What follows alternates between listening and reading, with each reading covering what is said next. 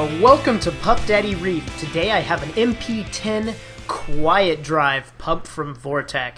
I'm going to unbox it, give you a quick review of what it looks like, show you it working, and then later I'm going to post another video with a much more in-depth flow review. But for now, we'll look at these new features and see how it looks. So this is the MP10. This is great for 2.5 to 50 gallon aquariums. It's the most compact one they sell, so if you're looking for something to hide away in the tank, this one is it. And here is the pump in its glory in the box. Something neat about this, the part that's inside the tank is only 2.5 inches in diameter and only 1.5 inches tall, so it barely takes up any tank space. Here's the mesh filter that goes around the wet side, the impeller on the inside, and here's the inside impeller.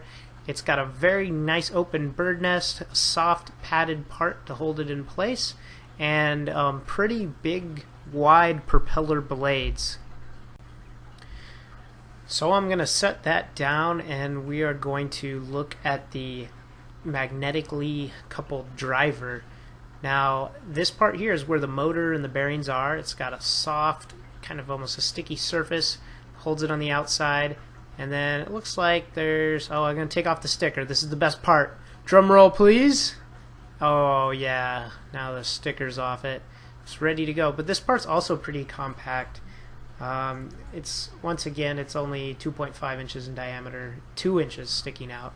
Here's the QuietDrive controller. This is the driver that they've used better control technology to reduce the noise. It's got a turn knob to adjust speed settings and frequencies and pushable buttons. Now I'm looking at the power supply. This is probably the least interesting part of the unboxing, but it's part of it nonetheless. It's a standard black power brick. Good job Ecotech for having a way to get electricity into your pump. But when you're unboxing it, don't forget the actual power cord that plugs in the wall is behind the plastic, so if you can't find it, that's where it is. Don't think you missed out on some of your parts. So the flow on this pump is quite impressive. It's 200 to 1,500 gallons per hour.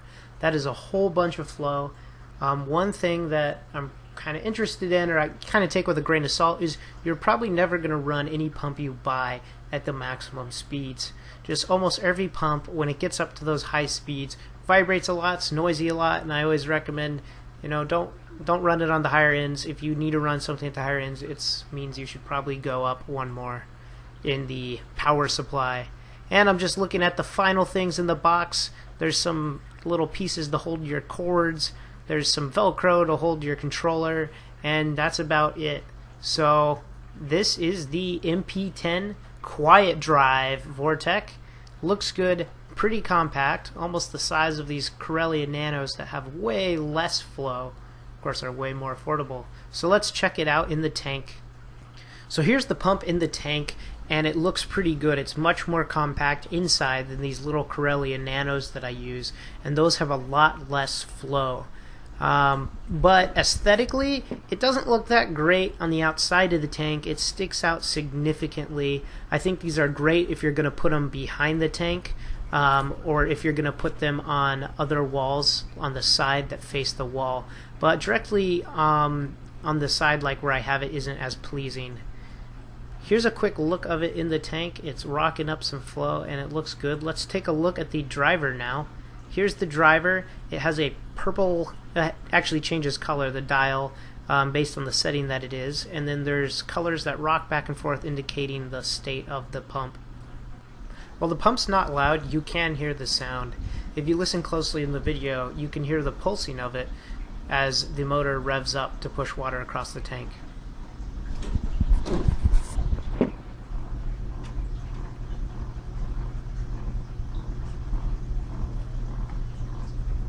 Also notice on my QuietDrive, my center button is very mushy while the other ones are pretty clicky. Listen here.